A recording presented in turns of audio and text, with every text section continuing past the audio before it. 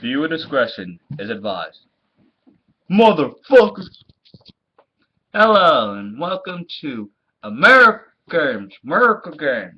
It's America Game. America Games.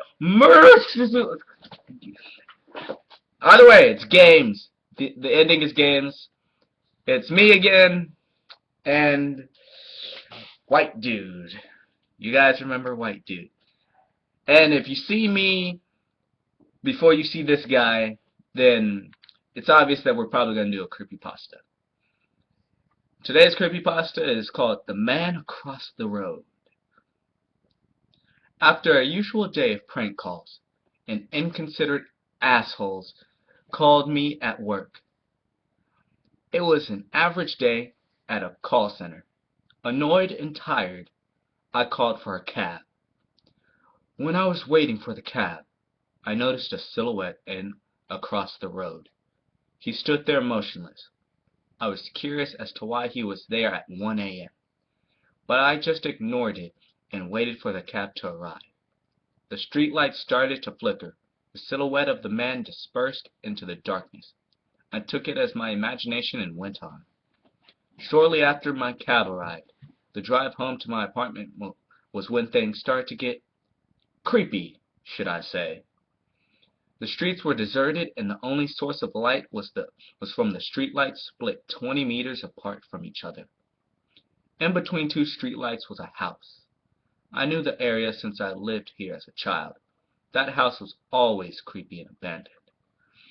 But that night I saw a strange man stood in the boarded up windows. I could only make out his torso and head, but the way he stood there, not moving, it got to me. I wondered if he was looking at me. After a minute or so, I got out, paid the driver, and walked into the apartment complex. After the elevator was down, so I had to walk up 28 flights of stairs. Not exactly how I saw my night going, but I went along with it and walked up around floor 12. I heard shouting and screaming coming from the room B22. There was loud banging and other sounds unfit for the time of night. But there was always an unusual couple, so I was used to it most nights. But the screaming was an unfamiliar sound. I waited a few moments to see if I could hear anything, to find out what was wrong. But it just went silent. As I turned to go up the next flight of stairs, I noticed the door open, creaking in an unrealistic manner.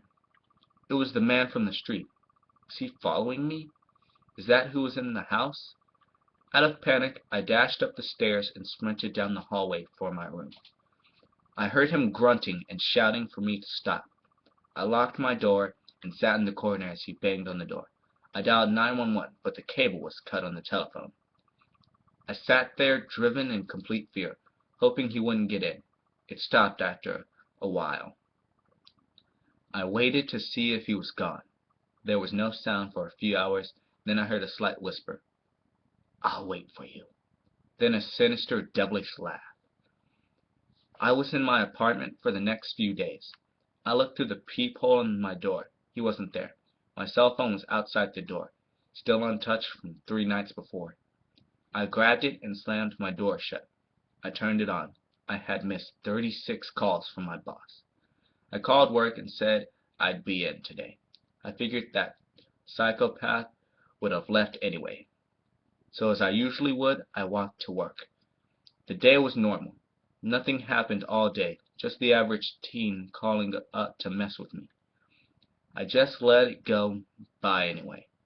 At the end of the day, I walked out of the building and saw the silhouette across the road. Staring, slowly shuffling towards me and grunting as he had just been running, I saw his disfigured grin as he looked into my eyes. "B-22, he said with a deep, droning voice. Well, that was a nice creepypasta, nothing too scary there. So, this has been America Games. Good night.